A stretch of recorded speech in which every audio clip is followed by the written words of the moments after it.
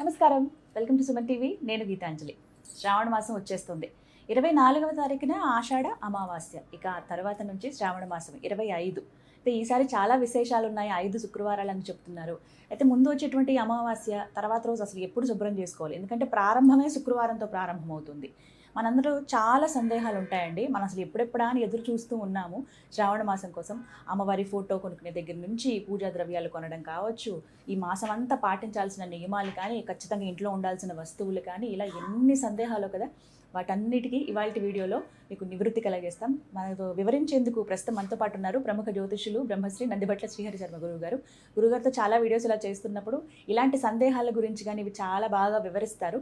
ఎందుకంటే ముందుగా మనం తెలుసుకోవటం వల్ల అప్పటికప్పుడు హడావిడి పడకుండా అన్నీ సిద్ధంగా ఉంటే అమ్మవారికి చక్కగా కూర్చుని ప్రశాంతంగా పూజ చేసుకోవచ్చు. వివరాలు తెలుసుకుందాం.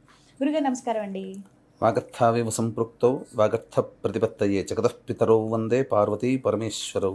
ఆదిత్యాయ చ సోమాయ మంగళాయ బుధాయ చ గురు శుక్ర శనిభ్యశ్చ రాహవే కేతవే నమః.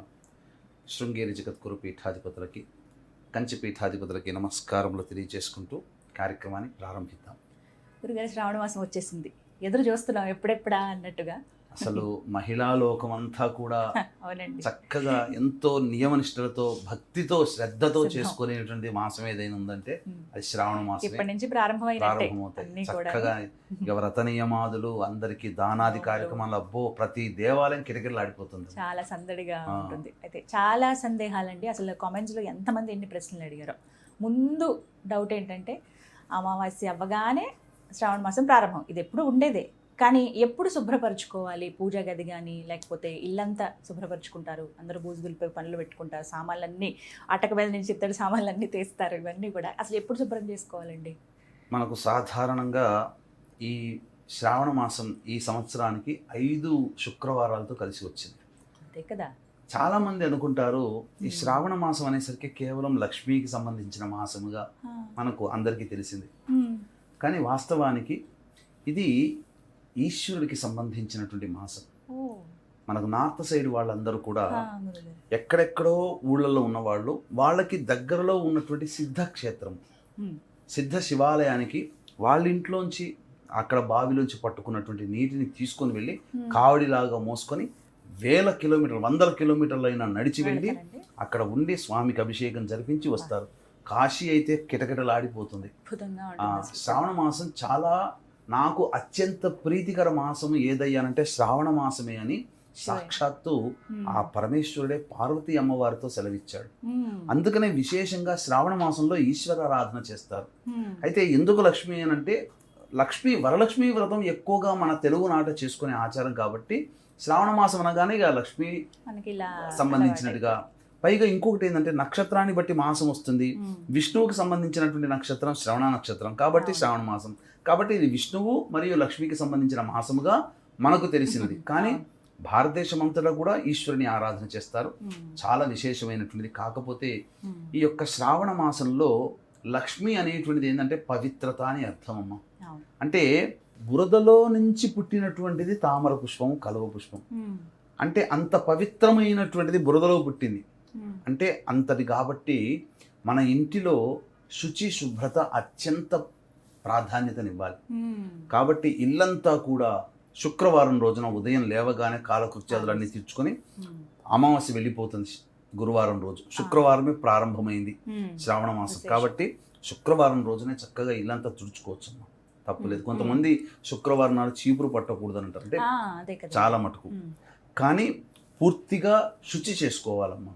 ఇల్లంతా కూడా చక్కగా ఈ మంచి నీటితో కడిగిన తర్వాత గంగా నీటితో కానీ, ఏదైనా దగ్గరలో ఉన్నటువంటి నదీ నీటితో కానీ ఆ నీటిలో వేసి అందులో కొద్దిగా గళ్ళ ఉప్పు వేసి, మళ్ళీ సుగంధ ద్రవ్యాలు జాజికాయ, చాపత్రి, కుంకుమ పువ్వు, అలాగే పచ్చకర్పూరం కొన్ని వేసి, సుగంధ ద్రవ్యాలు వేసి ఆ నీటితోనంతా కూడా ఇల్లంతా శుభ్రపరచుకోవడం, పూజా మందిరం శుభ్రపరచుకోవడం, అలాగే దేవతా చిత్రపటాలు శుభ్రపరచుకోవడం, విగ్రహాలు శుభ్రపరచుకోవడం లాంటివి ఆ రోజున శ్రావణ మాసం మొదటి ప్రారంభమయ్యే రోజున చేయవచ్చు, తప్పులేదు.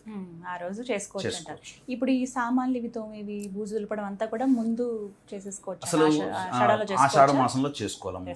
అంటే చాలా మటుకు ఆషాఢ అమావాస్యకి విశేషం ఏంటంటే, ఈ అమావాస్య రోజున అనాదిగా వస్తున్నటువంటి ఆచారం అంటే దీపపు కుందులన్నీ ఉంటాయి కదమ్మా, పాతబడిన వాటన్నిటిని శుభ్రపరచుకుంటారు ఆ రోజునే. ఆ రోజున. ఆహా. అది అనాదిగా వస్తున్నట్టు, అందుకనే అయితే పర్వాలేదు. దీపపు కుందులు అన్ని కూడా అమావాస్య రోజునే శుభ్రపరచుకొని రెడీగా పెట్టుకుంటారు. ఇల్లంతా శుభ్రపరచుకోవడం శుక్రవారం చేసుకోవచ్చు. శుక్రవారం అయితే ఇంకా చేసుకోవచ్చు. ఇబ్బంది లేదు, మొదటి ఇబ్బంది శుక్రవారం. గురుగారు, అసలు ఈ శ్రావణ మాసంలో ఖచ్చితంగా ఈ నియమాలు అంటూ ఉన్నాయి, తినే ఆహారం విషయంలో కావచ్చు, ఉండే పద్ధతులు కానీ, ఏంటండి అసలు అవి? శ్రావణ మాసానికి సంబంధించి చూసుకుంటే ప్రతిరోజు కూడా ఒక గొప్ప శుభదినమే. అవకాశం ఉంటే శాస్త్రంలో చెప్పబడినటువంటి శ్రావణ మాస మహత్యానికి సంబంధించింది చెప్పబడినటువంటిది, ప్రతిరోజు కూడా నక్తము ఉండి అంటే ఉపవాసం ఉండి రాత్రిపూట భోజనం చేసుకునే అలవాటు కనుక ఉన్న వ్యక్తికి సకల దరిద్రాలు తొలగిపోతాయి, సకల పాపాలు తొలగిపోతాయి. భూషయనం చేస్తే ఇంకా విశేషము, బ్రహ్మచర్య వ్రతాన్ని ఆచరిస్తే ఇంకా చాలా పరమ పవిత్రం. ఇది చెప్పబడింది శాస్త్రంలో. ఇంకా శ్రావణ మాసంలో చెప్పబడినటువంటిది ఏంటంటే, ఈ కాయగూరల్లో వంకాయ తినకూడదు. అసలు వంకాయని ఏకాదశి చతుర్దశి తిథులలో అస్సలు భుజించకూడదు. ప్రత్యేకించి శ్రావణ మాసం మొత్తం తీసుకోకూడదు. అది వంకాయకి తీసుకోకూడదు, శాస్త్రం చెప్పబడినటువంటిది. ఇది మనం చెప్పినటువంటిది కాదు, శాస్త్రంలోనే ఉన్నది. అలాగే ఇక ప్రతిరోజు ఒక విశేషమే. సోమవారం నాడు ఈశ్వరుడికి, మంగళవారం నాడు గౌరీదేవికి, అలాగే బుధవారం నాడు విఠలుడికి, గురువారం నాడు దత్తాత్రేయుడికి. చాలామంది ఈ బాబాల ఆశ్రమాల చుట్టూ తిరుగుతుంటారు, బాబాల పాద పూజలు చేసుకుంటారు, బాబాలే దేవం అనుకుంటారు. నాయన దత్తాత్రేయుడు, ఈశ్వరుడు, అమ్మవారు, విష్ణువు వీళ్ళందరూ ఉండగా మనకు బాబాలతో పని అండి. ఇక శుక్రవారం నాడు ఎలాగో వైభవలక్ష్మి వరలక్ష్మి వ్రతం, శనివారం నాడు శనివారాలు చాలా విశేషం వెంకటేశ్వర స్వామికి, కాబట్టి అఖండ దీపారాధన చేయవచ్చు. ఆదివారం నాడు ఎలాగో మన ప్రపంచానికి అందరికీ కూడాను దైవము సాక్షాత్తు ప్రత్యక్ష నారాయణుడు సూర్య భగవాన్, సూర్యారాధన చేయడం ప్రతిరోజు విశేషం. ఇంకా విశేషం కానంటూ రోజంటూ లేదు. కాబట్టి నన్ను అడిగితే ఈ నెల రోజుల పాటు బ్రహ్మచర్య వ్రతాన్ని ఆచరిస్తూ నిత్యము దేవతా నామస్మరణ చేసుకుంటూ ఉండి, అలాగే ఏ చిన్న పని చేస్తున్నా మనసులో శివాయ నమః అనుకుంటూ చేయడం. ఆడవాళ్ళు వంట చేస్తున్నా, మగవాళ్ళు ఎక్కడికైనా వెళుతున్నా అందరి నోట శివాయ నమః శివాయ నమః అంటూ మనసులో అనుకుంటూ ఉంటుంటే చాలా విశేషమైనటువంటి ఫలితం అమ్మ, అందులో సందేహం లేదు. ఇది నియమాన్ని పాటించాలి అందరూ కూడా. గురుగారు, ఈ శ్రావణ మాసంలో అసలు దీపారాధన అనేది ఎలా చేయాలండి? మాసం అంతా చూసుకుంటే కనుక, అంటే కేవలం ఒక్కరోజు అని కాదు, కేవలం శుక్రవారాలు మంగళవారాలనే కాకుండా ఈ మాసం అంతా దీపారాధన ఎలా చేయాలి? ఏ ద్రవ్యంతో చేస్తే మంచిది? ఏ సమయంలో చేస్తే మంచిది? దీపారాధన విషయానికి వచ్చేసేసరికి ముఖ్యంగా పవిత్రతను సూచించేది తులసి వృక్షం. కాబట్టి ఖచ్చితంగా తులసి ఆరాధన మన ఇంట్లో చేసుకోవాలి. ఈశాన్య ప్రదేశంలో తులసి వృక్షాన్ని పెట్టి అక్కడ చక్కగా ప్రతిరోజు స్నానం చేయగానే ఫస్ట్ చేయవలసిందల్లా ప్రతిరోజు అక్కడ అష్టదళ పద్మము వేసి, పసుపు కుంకుమ అక్షతలు వేసి అక్కడ దీపారాధన చేసి, ఆవు నేతితో దీపారాధన చాలా శ్రేష్టం. ఉదయం స్వచ్ఛమైన నువ్వుల నూనె కూడా వాడచ్చు. పొద్దున్నే స్నానం ఆచరించగానే స్త్రీ చేయవలసినటువంటిది ఇది. పురుషుడైనా చేయవచ్చు. తర్వాత ఇంట్లోకి వచ్చి ఇంట్లో దీపారాధన చేయాలి. నిండుగా ఇంట్లో దీపారాధన, అష్టతైలములతో దీపారాధన ఉంటే ఇంకా విశేషం. ఏంటి అష్టతైలములు అని అంటే, ఆవు నెయ్యి, నువ్వుల నూనె, వేప నూనె, విప్ప నూనె, అలాగే ఆముదం, ఇవన్నీ కూడా సంబంధించి కలిపినవన్నీ కూడా విశేషం. పంచమూలిక తైలము అని అంటారు. ఇది చాలా విశేషం అన్నమాట. ఈ ద్రవ్యాలతో గనక దీపారాధన చేస్తే ఇల్లంతా కూడా చాలా ఒక దైవత్వంతో, అంటే మన పురాతన దేవాలయాల్లో గనక వెళితే ఎలాంటి శోభ ఉంటుందో ఇంట్లో అలాంటి శోభ కలుగుతుంది. నువ్వుల నూనె వాడవచ్చు, తప్పులేదు, వాడచ్చండి. అదే సందేహం చాలా మందికి. ప్రధానంగా ఆవు నెయ్యి శ్రేష్టం అని అంటారు, కానీ కలిపి దొరుకుతుంది కదమ్మా ఈ మధ్యలో. అంత శక్తి లేని వాళ్ళు మిగతా 2 చోట్ల ప్రతిరోజు ఉదయం సాయంత్రం 2 చోట్ల ఖచ్చితంగా చేయవలసిందే. తులసమ్మ దగ్గర, అలాగే ఇంట్లో పూజా మందిరంలో కూడా చేసుకోవాలి. గురుగారు, మరి రోజు విశేషమే అంటున్నారు, రోజు తలకు స్నానం చేయాలండి ఈ శ్రావణ మాసంలో? మనకు స్త్రీలకు చెప్పబడినటువంటిది విశేషమైనటువంటి రోజులు శుక్రవారం రోజున, సోమవారం రోజున తలంటు స్నానం చేస్తే మంచిది. అయితే ప్రతిరోజు స్నానం ఆచరించమని ఎక్కడ కూడా ధర్మశాస్త్రంలో స్త్రీలకు చెప్పబడలేదు. నిద్ర లేచిన వెంబడి, ఎందుకంటే పడక గదిలో ఆ యొక్క పాన్పుని స్పృశిస్తారు కాబట్టి అది ఆ పాన్పు మీద ఉన్నంత వరకు అపరిశుభ్రత. స్త్రీలకి బయటికి వచ్చిన తర్వాత తల మీద చల్లుకుంటే, నీరు చల్లుకుంటే పవిత్రత వస్తుంది, దేహం పవిత్రత చేకూరుతుంది స్త్రీలకి. కాబట్టి స్త్రీలు తల మీద చల్లుకోవచ్చు, ప్రతిరోజు తల మీద స్నానం చేయనవసరం లేదు. కానీ పురుషుడు మాత్రం ప్రతిరోజు కూడా తల స్నానం ఆచరించవలసిందే. ప్రతిరోజు పురుషుడు చేయాలి నియమంగా ఈ శ్రావణ మాసంలో. అంతేకాకుండా ఈ శ్రావణ మాసం అంతా కూడాను ఇల్లంతా సుగంధ భరిమలంగా ఉండాలి. అందుకని ఈ యొక్క ధూపము వేయాలమ్మా ఇంట్లో. ఉదయం కాలం, సాయంకాలం, ప్రత్యేకించి సాయంకాలంలో ధూపం వేస్తే ఆ ధూపం వేసినందుకు కారణం చేత అంటే గుగ్గిలము కానీ, మైషాచి, అలాగే సాంబ్రాణి, వీటితో ఆ సుగంధ భరితంగా ఉండాలి. అలా వేసిన తర్వాత ఆ ఇంట్లో ఉన్నటువంటి నకారాత్మక శక్తి వెళ్ళి సుగంధ పరిమళం ఉన్నప్పుడు దేవతాశక్తి, ఇప్పుడు దేవతాశక్తి వచ్చి వెళ్ళింది అని చెప్పడానికి కారణం ఒకటే సిగ్నేచర్ ఏంటంటే మంచి సువాసన వస్తుంది, సుగంధం. అలాగే దేవతలు రావడానికి మనం ఆ యొక్క స్థితిని మనం ఏర్పరిస్తే దేవతలు సంతోషంగా మన ఇంటికి వస్తారు.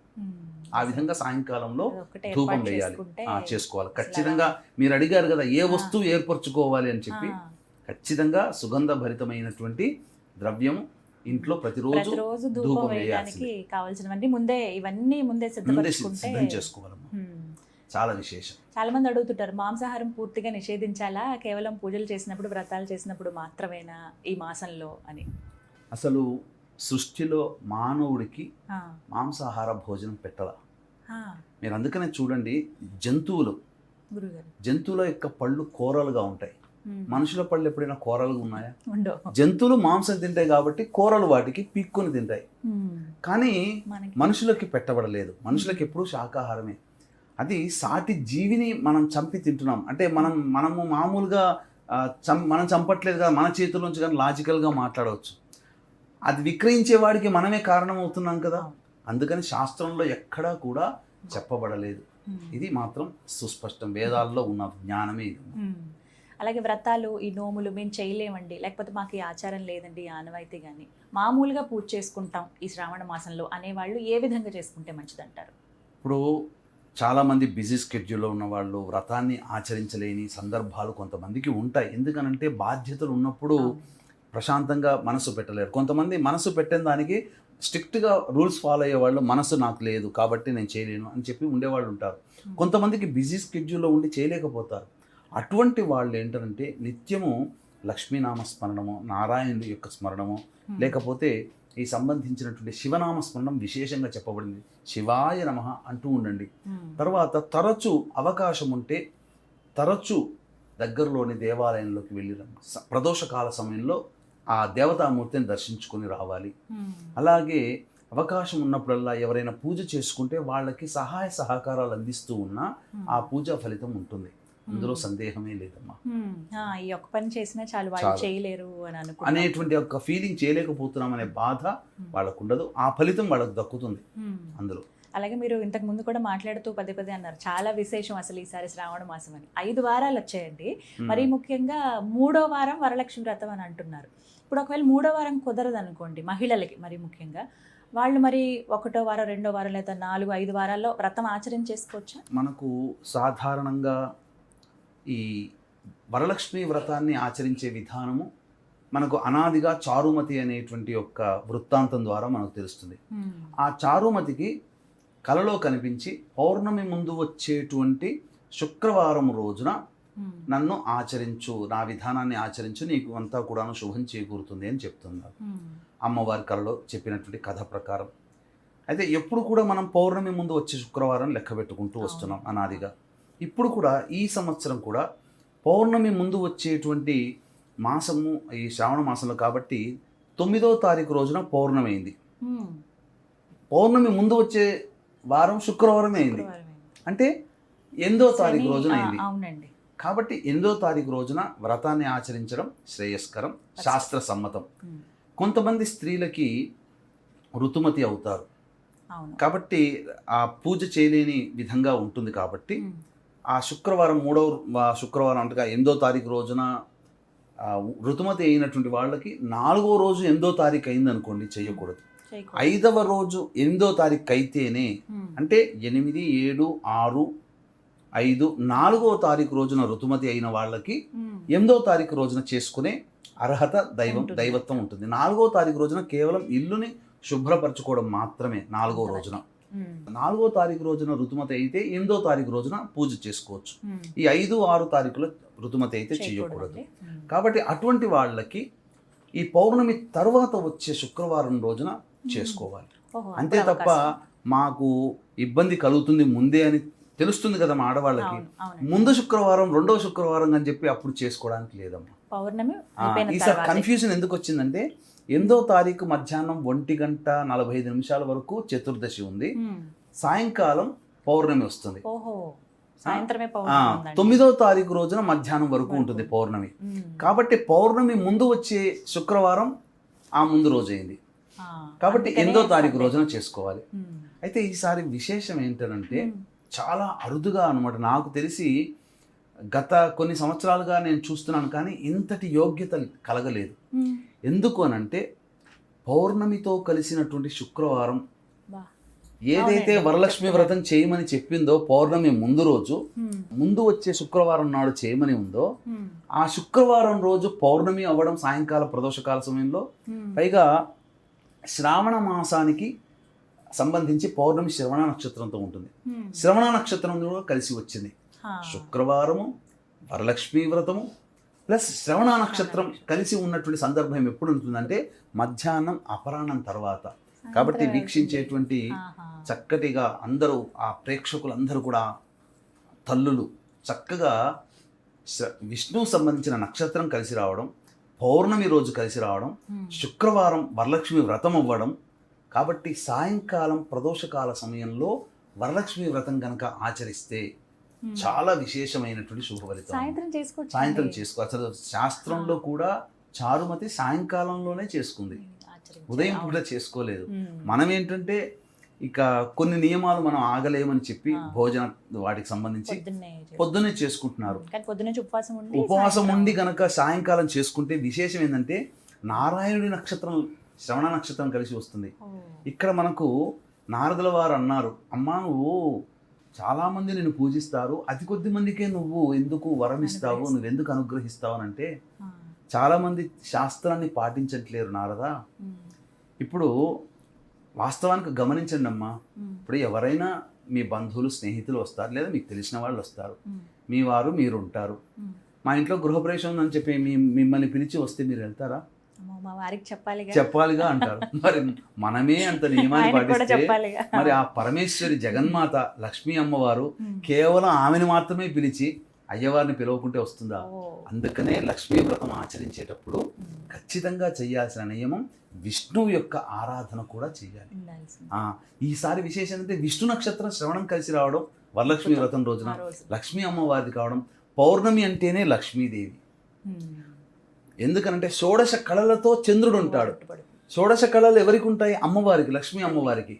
కాబట్టి సంబంధించినటువంటి లలిత అమ్మవారు షోడశ కళలకి సంబంధించినటువంటిది. కాబట్టి లలితా స్వరూపమే లక్ష్మి. కాబట్టి పౌర్ణమి శ్రవణ నక్షత్రం అసలు అద్భుతం.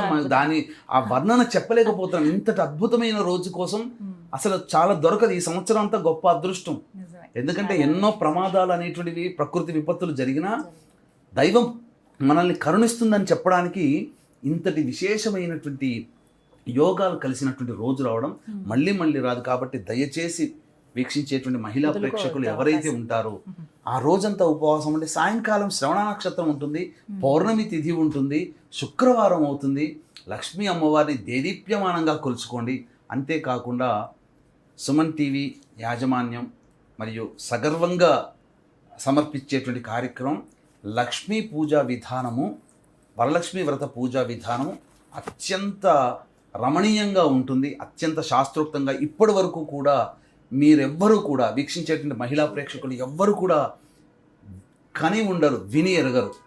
ఎందుకనంటే ఆ అమ్మవారిని పూజించే 16 లక్ష్ములని, షోడశ లక్ష్ములని ఆవాహన చేసే విధానం ఒకటి అనేటువంటిది ప్రత్యేకంగా ఎంతో రహస్యముగా ఉన్నటువంటి పురాతన గ్రంథం నుంచి చేసి మనం చేయబోతున్నాం. కాబట్టి ప్రేక్షకులందరూ కూడా ఎదురు చూడండి. 1వ తారీఖు తర్వాత వీడియో రిలీజ్ చేయడం జరుగుతుంది. ఆ వీడియో పట్టుకొని మీరు దాన్ని లైక్ చేసుకొని పెట్టుకోండి. మీరు చూడగానే అమ్మవారి పూజా విధానం అని మీకు వస్తుంది. దాన్ని లైక్ చేసుకొని పెట్టుకోండి. చక్కగా ఒక అమ్మవారి పౌర్ణమి ముందు 8వ తారీఖు ముందు 2-3 రోజులంతా దాన్ని చూడండి. అమ్మవారి పూజ చేసేటప్పుడు చెప్తాం, ఇలా మీరు అమ్మవారిని ధ్యానిస్తూ చేసుకోండి అన్నప్పుడు అలా ఆ వీడియోని అలా ఆన్ చేసి పెట్టుకోండి. ఆ షోడశ లక్ష్మీదేవుల యొక్క అమ్మవారిని వర్ణిస్తూ ఆ ఆవాహన చేసి అమ్మవారి పూజ చేసే విధానం ఏదైతే ఉంటుందో మీరు ఎంత గొప్పగా చేసుకుంటారు. మీరు ఎంతకైనా గొప్పగా భక్తిగా చేసుకుని ఉండవచ్చు, కానీ ఈ విధానం మాత్రం మీకు ఎక్కడా దొరకదు. అది మన సుమన్ టీవీ ద్వారానే మీకు అందివ్వబోతున్నాను. చక్కగా దాన్ని ఆచరించండి, చక్కగా మీరు తరించండి. అమ్మవారిని ఈసారి గొప్పగా చేసుకుందాం. అమ్మవారిని చాలా భక్తి ప్రపత్తులతో చాలా గొప్పగా ఉండేటువంటి రోజు కాబట్టి ఆ విధంగా చేసుకుందాం.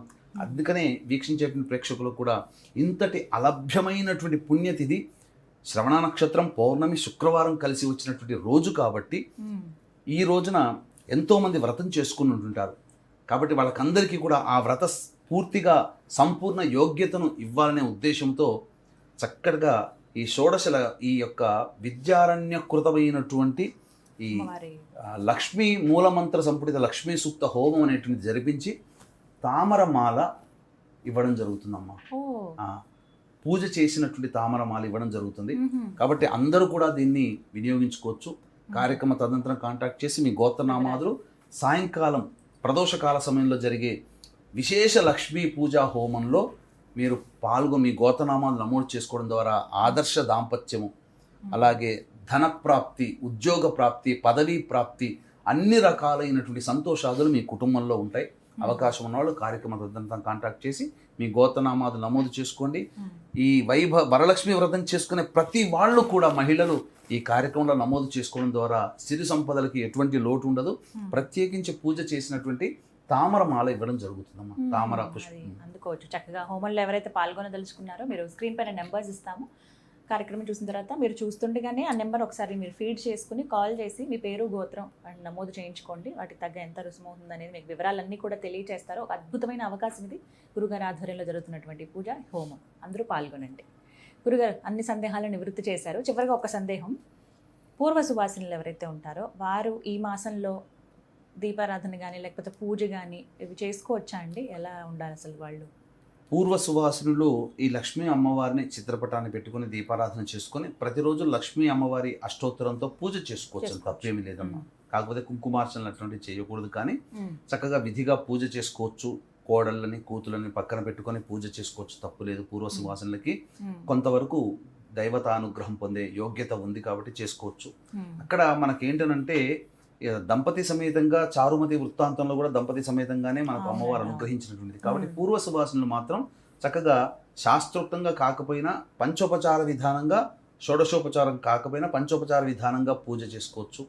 విశేషమైనటువంటి మాసము ఎందుకనంటే ఈ శ్రావణ మాసంలోనే కృష్ణ భగవానుల వారి జన్మతిథి, హయగ్రీవుని జన్మతిథి, జంధ్యాల పౌర్ణమి, రాఖీ పౌర్ణమి, విశేషంగా జంధ్యాల పౌర్ణమి, గురు రాఘవేంద్రుని యొక్క జయంతి, ఇలా చాలా గొప్పదైనటువంటి విశేషాలు ఉన్నాయమ్మా.